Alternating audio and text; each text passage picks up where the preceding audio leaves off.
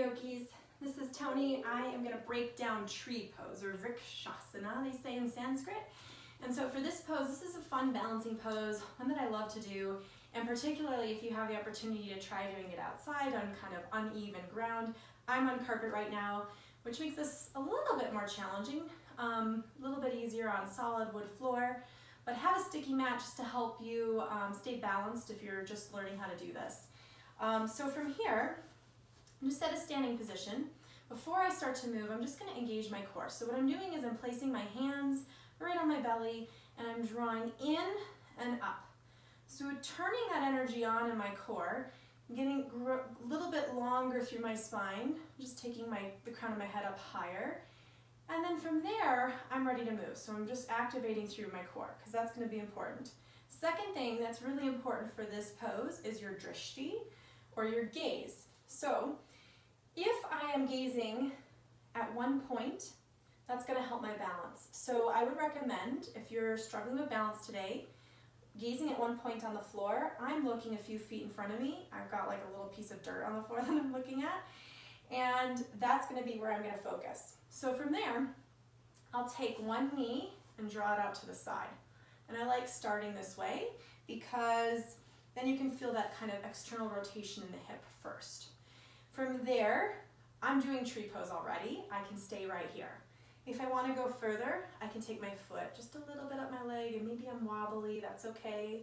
Try to press the foot into the leg a little bit, and then find that drishti. You'll be amazed when you engage your core and find your gaze at how that balance can come together. If it's not, use the wall. Come close to a wall and get yourself in the position so you can play around with it. Maybe take one hand to your heart, maybe subtly release the hand from the wall. Keep it nearby so you can grab on if you need to. Falling out is part of the pose.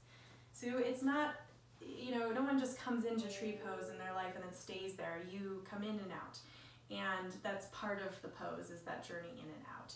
So let's try that. So coming back to center, taking a focus onto our feet.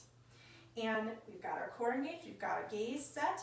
Before I do my external rotation this time, I'm going to really think about where my weight is on my feet. A lot of times we're a little bit leaned back or a little bit leaned forward, and when we do that, the muscles in the fronts of our legs or the muscles in the backs of the legs engage differently, and we want to co-contract. We want to find the middle. And when I find that middle, I'm going to feel this energy pulling up my arches. So almost like I'm pulling the energy from the ground up. So it's reaching up my legs. I'm going to squeeze my quads, lifting my kneecaps, and then still continuing to pull back and up with my belly, and then drawing nice and tall through the crown of my head. If I'm leaned this way or this way, I'm not going to be super balanced. I want to be stacked, plumb line here, nice and tall.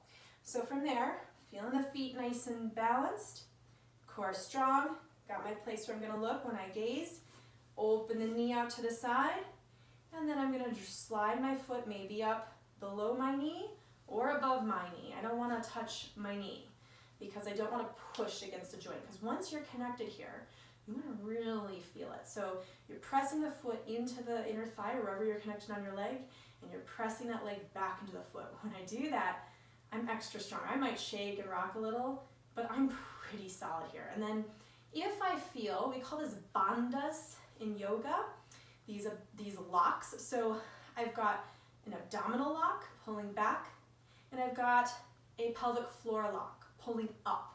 So that energy pulling up from my foot, pelvic floor, back through the low belly is all keeping me pretty solid here. And then again, I'm really pressing into my leg's pressing back. I'm going to let this knee just come back slightly so that it's a little bit more open, depends on how open your hips feel. And then hands come to the heart. Now finding that gaze, that's going to help you lock in that balance. If you're feeling like, I got this today, I feel pretty centered, then you can start to play around with the gaze. You can start to play around with the arms. So first off, I move the arms, stick with the gaze. Maybe I take my arms out. Maybe I take them behind me. Maybe I take them up, totally up to you. So I'm going to take mine out for now, set at that gaze. And then if I really want to get fancy, then I draw my gaze maybe up. And I tend tend to still find a spot on the ceiling to look at, and that helps me. And breathe, and don't forget to do that. You can see him wobbling just a little bit more, and that, again, this isn't a still pose. These balancing postures aren't still. They're dynamic. And so not being afraid of that movement is one of the key components to unlocking a balancing pose like tree. Now, if I really want to play around here, I might close my eyes. And if you fall out, just go back into it. So play around with that. Make sure you do the same thing on the other side so that you're giving balance to your body, and enjoy.